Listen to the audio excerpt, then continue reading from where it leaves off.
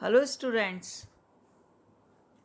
आज हम देखेंगे नातेदारी अध्ययन के उपागम।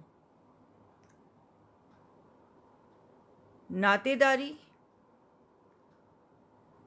सामाजिक उद्देश्यों के लिए स्वीकृत वंश संबंधों की जो सामाजिक संबंधों के परंपरात्मक संबंधों का आधार है, जो यह बताता है कि हम किस वंशावली के माध्यम से आए हैं। इससे पहले वाले वीडियो में हमने नातेदारी का अर्थ और नातेदारी के भेद पर प्रकाश डाला था। आज हम देखते हैं कि नातेदारी अध्ययन के उपागम क्या है। अगर हम अध्ययन के उपागमों की बात करें तो भारत में मोटे रूप से या मुख्य रूप से दो उपागमों का प्रयोग किया गया है। पहला है प्राचीन ग्रंथ। प्राचीन ग्रंथ वे ग्रंथ हैं जो भारतीय समाज में, जो हमारी सामाजिक संस्थाएं हैं, मूल रूप से देश की साहित्यिक तथा शास्त्रीय परंपराओं से जुड़ी हुई हैं। यानी अगर हम भारतीय समाज का अध्ययन करें तो उस अध्ययन के लिए हमें प्राचीन ग्रंथों का अध्ययन करना भी आवश्यक है। समाजशास्त्रियों ने भी इन कृतियों को प्राच्य विद्या के उपागम से देखा है। अगर हम बात करें के.एम. कापाडिया की और पी.एन. प्रभु की, तो उन्होंने नातेदारी के अध्ययन में प्राचीन ग्रंथों का बहुत अधिक प्रयोग किया है। कुछ इसी तरह से इरावती कर्वे और जी.एस. घुर्ये ने भी प्राचीन ग्रंथों का और विशेष रूप से संस्कृत ग्रंथों का उपयोग किया है, क्योंकि प्राचीन ग्रंथों के माध्यम से हमें नातेदारी की निरंतरता को समझने में बहुत अधिक मदद प्राप्त होती है। तो निश्चित रूप से हम कहेंगे कि जो अध्ययन है भारतीय समाज का, उसमें प्राचीन ग्रंथ का भी बहुत अधिक महत्वपूर्ण योगदान है, क्योंकि इन अध्ययनों को करने के लिए हमें इनका सहारा लेना अति आवश्यक होता है। क्योंकि हम भारतीय समाज को जब समझते हैं तो हम अपनी परंपराओं और अपनी नातेदारियों को इनके आधार पर समझ सकते हैं। अब दूसरी हम बात करेंगे मानवशास्त्रीय दृष्टिकोण। मानवशास्त्रियों ने जो नातेदारी का अध्ययन किया है, उसमें मुख्य रूप से दो उपागमों के द्वारा किया है। पहला है वंशाक्रम उपागम और दूसरा है विवाह संबंधी उपागम। आज हम वंशाक्रम उपागम की बात करेंगे। वंशाक्रम उपागम में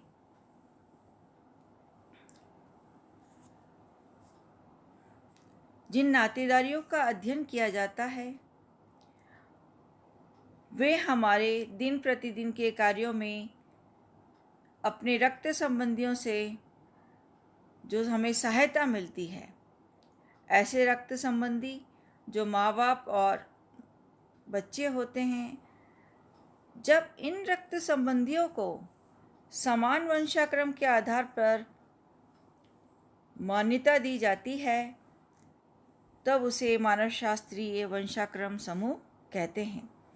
वंशाक्रम समूह के 6 स्वरूप हैं। पहला है पितृवंशीय।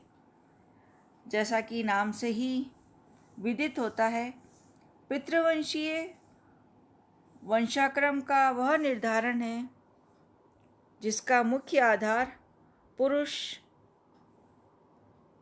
के द्वारा किया जाता है। इसका अर्थ यह हुआ कि वंश पिता से पुत्र द्वारा चलता है। दूसरी हम बात करें मातृवंशीय। इस वंशाक्रम में वंश का निर्धारण माँ से पुत्री की परंपरा में चलता है, यानी जो वंश परंपरा चलेगी वह माँ के द्वारा चलेगी। नेक्स्ट आता है दोहरा वंशाक्रम। इस वंशाक्रम में दो वंश परंपरागत या द्विपरंपरागत भी इसे कहते हैं। यह वंशाक्रम का निर्धारण विभिन्न आशयों के लिए पिता के वंश और माता के वंश दोनों से होता है। जैसे एक वंश की परंपरा में संपत्ति जाती है तो दूसरी वंश की परंपरा में अचल संपत्ति विरासत में दी जाती है। नेक्स्ट हम बात करेंगे उभय पक्षीय वंशाक्रम। इस वंशाक्रम में माता और पिता दोनों की वंश परंपरा को देखते हैं। यह वह समूह है जो पिता की और माता की मिश्रित नातेदारी से बना हो।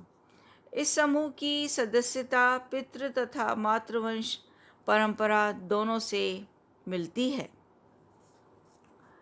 नेक्स्ट हम बात करते हैं समानांतर वंशाक्रम की। यह वंशाक्रम बहुत दुर्लभ है। इस वंशाक्रम लिंग के आधार पर होता है। इस वंशाक्रम की सदस्यता पुरुषों द्वारा पुत्रों को मिलती है और स्त्रियों द्वारा पुत्रियों को मिलती है। नेक्स्ट हम बात करेंगे वैकल्पिक वंशाक्रम की। यह वंशाक्रम भी बहुत कम पाया जाता है। इसमें पुरुष से उसकी पुत्रियों का और स्त्री से उसके पुत्रों का वंश माना जाता है। अगर हम अपने देश की बात करें तो हमारे देश में आमतौर पर दो वंश परंपराएं पाई जाती हैं। पहली है पितृवंश परंपरा और दूसरी है मातृवंश परंपरा। इन दोनों में से पितृवंश परंपरा पद्धति सर्वाधिक प्रचलित है।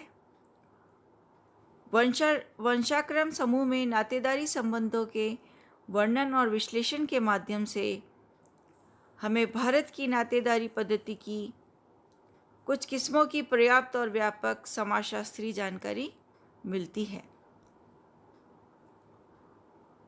टी.एन. मादान ने कश्मीरी ब्राह्मण समाज में संगठनकारी सिद्धांत के रूप में नातेदारी की भूमिका का अध्ययन किया है। उन्होंने कश्मीरी पंडितों की नातेदारी पद्धति को परिभाषित करने वाली सुदृढ़ पितृवंश परंपरा की विचारधारा का वर्णन किया है। इसी तरह गफ ने भूमि संबंधी सामूहिक अधिकारों के आधार पर वंश परंपरा की एकता का विवेचन किया है। उन्होंने व्यापक नातेदारी में अंतर्वैयक्तिक संबंधों की भूमिका पर विस्तार से चर्चा की है। इस तरह से हम देखते हैं कि वंशाक्रम समूह के 6 स्वरूप हैं: पितृवंशीय, मातृवंशीय, दोहरा वंशाक्रम, उभयपक्षीय वंशाक्रम, समानांतर वंशाक्रम, वैकल्पिक वंशाक्रम।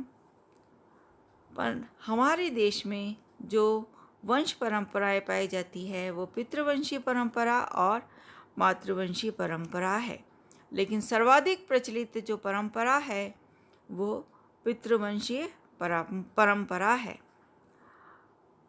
आज हम वंशाक्रम उपागम को ही देखेंगे। कल हम चर्चा करेंगे विवाह संबंध उपागम की। धन्यवाद।